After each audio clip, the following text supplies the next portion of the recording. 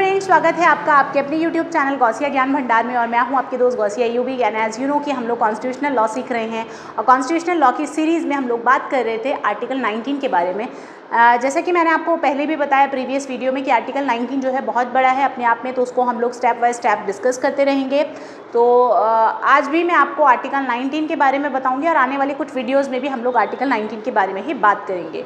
तो guys, article 19 में कल हम लोगों ने डिस्कस किया 19 क्लॉज 1A के बारे में। ओके, तो आज हम लोग उसके रिस्ट्रिक्शंस के बारे में बात करेंगे, यानी कि क्लॉज 2 के बारे में बात करेंगे कि 91A पे क्या क्या रिस्ट्रिक्शंस, रीजनेबल रिस्ट्रिक्शंस लगाए गए हैं। तो वीडियो को एंड तक ज़रूर देखिएगा, लास्ट तक बने रहिएगा मेरे साथ वीडियो पर अगर आपको सीखना चाहते हैं। और अगर आप लोग मेरे चैनल पर नए हैं और आप लोगों ने चैनल को सब्सक्राइब नहीं किया है तो जल्दी से चैनल को सब्सक्राइब कर दीजिए। वीडियो पसंद आए तो लाइक ज़रूर कीजिएगा और शेयर करना भी मत भूलिएगा। तो सीख लेते हैं क्या क्या रीजनेबल रिस्ट्रिक्शंस लगाए गए थे आर्टिकल 19 पर। ओके, तो देखिए हमारा आर्टिकल 19 क्लॉज 2 क्या बताता है, रीजनेबल रिस्ट्रिक्शंस के बारे में बताता है। किसके ऊपर restriction? Freedom of speech and expression के ऊपर। दैट मीन्स ऐसा नहीं है कि हमें अगर बोलने की आज़ादी मिल गई है, वाक और अभिव्यक्ति की स्वतंत्रता मिल गई है तो हम कुछ भी बोलेंगे और किसी को भी बोलेंगे। ठीक है, तो ये चीज़ हमें ध्यान रखनी है। तो क्लॉज 2 हमें उसी बारे में बताता है।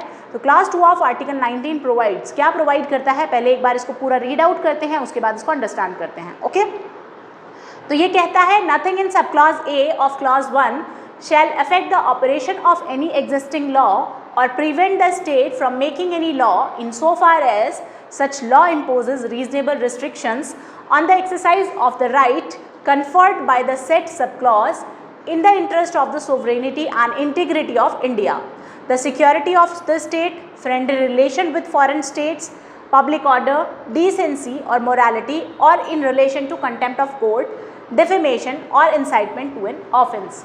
ओके, तो दोस्तों देखिए ये पूरा क्लॉज हमें, सेकंड क्लॉज हमें क्या बताता है, ये हमें ये बात बताता है कि जो भी बात इन्होंने पहले आर्टिकल 19 क्लॉज 1A में बता दी गई है ना, सब क्लॉज A में बताई गई है, तो वो क्या कहना चाहता है कि वो जो है ऐसा नहीं है, उसके ऊपर रिस्ट्रिक्शंस लगाए गए हैं। ऐसा नहीं है कि आपके मन में जो भी आया किसी को भी कुछ भी बोल दोगे। तो स्टेट के पास पावर है कि वो रीजनेबल रिस्ट्रिक्शंस जो है इम्पोज कर सकती है, लगा सकती है।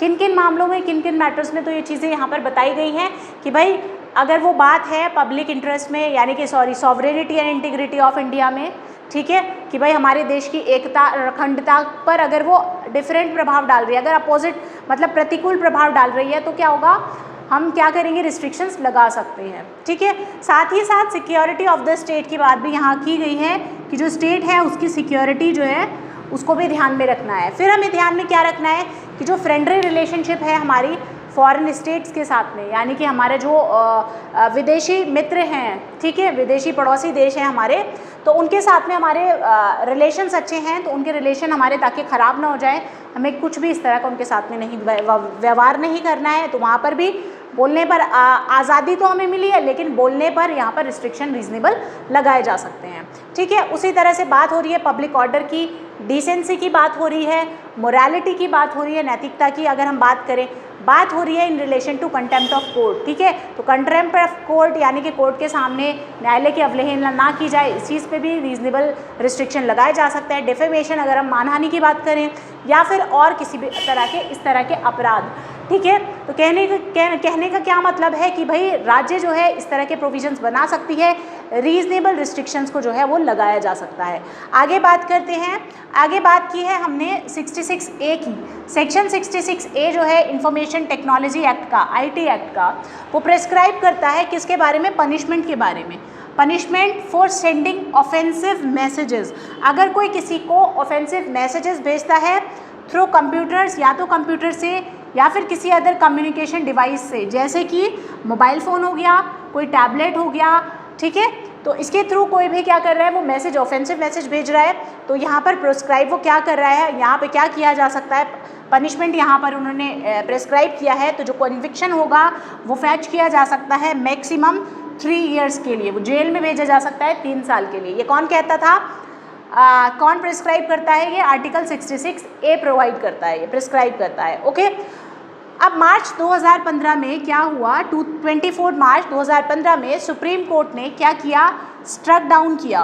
क्या स्ट्रक डाउन किया, सेक्शन 66A को IT एक्ट के, और इसमें सुधार किया, रिफॉर्म किया इसको, इट एज अनकॉन्स्टिट्यूशनल।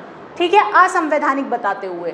ठीक है, तो असंवैधानिक किसी एक्ट को कब बनाया जाता है, क्या प्रोसीजर होता है, कब कहते हैं, किन किन केसेस में क्या कहा गया है, वो सब चीज़ें हम लोग बाद में पढ़ेंगे। फिलहाल हमें क्या समझ आया कि आईटी एक्ट का 66A प्रेस्क्राइब करता है पनिशमेंट के बारे में अगर हम लोग ऑफेंसिव मैसेजेस भेजते हैं किसी भी मोड ऑफ कम्युनिकेशन से, किसी भी अदर कम्युनिकेशन डिवाइस से। ठीक है, मोबाइल हो, कंप्यूटर हो, पीसी हो, कुछ भी हो।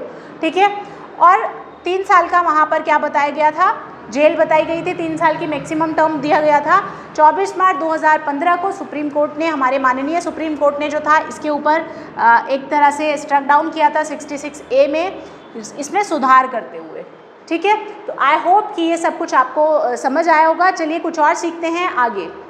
तो दोस्तों आइए जानते हैं अब आर्टिकल 19 का ही जो पार्ट है, जो एक तरह से इम्प्लाइड है आर्टिकल 19 में। तो right to know and obtain information, यानी कि हमें जानने का अधिकार है, इन्फॉर्मेशन पाने का अधिकार है। तो देखिए क्या कहता है ये paragraph, it has been held that in a democratic government it is elementary that citizen ought to know what their government is doing, यानी कि ये हेल्ड किया गया कि डेमोक्रेटिक, अगर हम लोग प्रजातंत्र की बात करें, क्योंकि आप जानते हैं कि हमारा भारत जो है यहाँ पर प्रजातांत्रिक जो है शासन है। ठीक है, सरकार जो है हमारी प्रजातांत्रिक है। तो यहाँ पर इसका एलिमेंट्री है कि भाई सिटीजन्स को जो है वो जानने का पूरा अधिकार है, उन्हें जानना चाहिए कि उनकी गवर्नमेंट क्या कर रही है। ठीक है, with a view to promote openness, transparency and accountability in the administration, यानी कि इससे क्या आता है भाई, अगर हम लोग बात करें ट्रांसपेरेंसी की और ओपननेस की, यानी कि अकाउंटेबिलिटी की हम लोग बात करें एडमिनिस्ट्रेशन में, कि हमें पता होना चाहिए कि क्या एडमिनिस्ट्रेशन प्रशासन में क्या चल रहा है, तो उसके लिए राइट टू इन्फॉर्मेशन एक्ट आया फोर्स में, ऑपरेशन में 12 अक्टूबर 2005 को, यानी कि एडमिनिस्ट्रेशन के वर्क में, ताकि एक खुलापन आए, ताकि पता चले एडमिनिस्ट्रेशन वर्क के बारे में कि क्या चल रहा है। एक ट्रांसपेरेंसी जो है पब्लिक के साथ सरकार की होनी चाहिए। ठीक है, तो ये एक्ट आया, राइट टू इन्फॉर्मेशन एक्ट आया 12 अक्टूबर 2005 में। ये एक्ट आप याद रखिएगा, राइट टू इन्फॉर्मेशन एक्ट। ये एक्ट प्रोवाइड करता है इन्फॉर्मेशन फर्निश करने के बारे में बाय पब्लिक इन्फॉर्मेशन ऑफिसर। ठीक है, अगर कोई रिक्वेस्ट करता है कि हमें कोई सपोज़ कीजिए मुझे कोई किसी को, यानी कि एज अ इंडियन सिटीज़न मुझे कोई इन्फॉर्मेशन चाहिए, तो मेरा पूरा अधिकार है कि मैं मांग सकती हूँ, उनसे इस इन्फॉर्मेशन को ऑब्टेन कर सकती हूँ। लेकिन यहाँ पर अगर इन्फॉर्मेशन नहीं दी जा रही है तो ये क्या है, जुर्माना लगाया जा सकता है, फ़ाइन यानी कि पेनल्टी जो है वो इम्पोज़ की जा सकती है। कितनी पेनल्टी इम्पोज़ की जा सकती है, यहाँ पर देखिए 25,000 की जो पेनल्टी है वो दी गई है यहाँ पर, अगर फेल हो जाते हैं इन्फॉर्मेशन देने में, तो penalty up to 25,000 can be impose for failure to give information. Okay, आगे बात करते हैं राइट ऑफ सिटीजन्स या फिर वोटर्स की हम बात कहें, टू नो एंटीसीडेंट्स। एंटीसीडेंट्स का मतलब होता है पूर्व पद, या पहले हम क्या करते थे। तो सिटीजन्स का और वोटर्स का पूरा अधिकार है कि वो इनके बारे में जाने। सुप्रीम कोर्ट ने in association for democratic reform versus union of India case 2002 ruled that the right to know the antecedents of the candidate contesting for MP or MLA, including their criminal antecedents, was fundamental and basic for survival of democracy।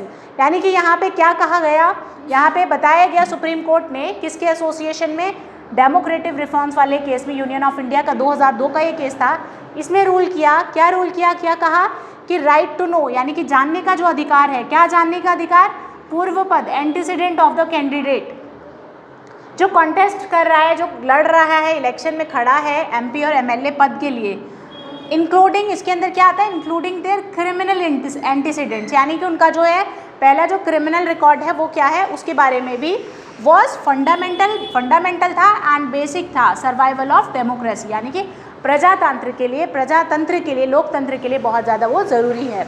आगे court ने कहा, the court said that the voter had the right to get material information, यानी कि voter के पास पूरा right है पूरी material information पाने के लिए with respect to a candidate, उस कैंडिडेट के बारे में जो कंटेस्ट कर रहा है इलेक्शन में, किसी पोस्ट के लिए, फॉर अ पोस्ट, जो कि ऑटमोस्ट इम्पॉर्टेंस की है, ठीक है, किसमें, प्रजातंत्र में। ओके, तो ये इम्प्लाइड है हमारा किसमें, फ्रीडम ऑफ स्पीच जो कि गारंटी की गई है हमें, जो कि जिसकी बात की गई है आर्टिकल 19(1)A में। सो आई होप कि 19(1)A को आप लोगों ने बहुत डिटेल में जाना होगा। आप लोगों को ये दी गई इन्फॉर्मेशन जो है पसंद आई होगी। प्लीज़ इससे नोट्स बनाइएगा, अच्छे से पढ़िएगा, समझिएगा। कोई भी डाउट हो तो आप कमेंट सेक्शन में ज़रूर पूछिएगा।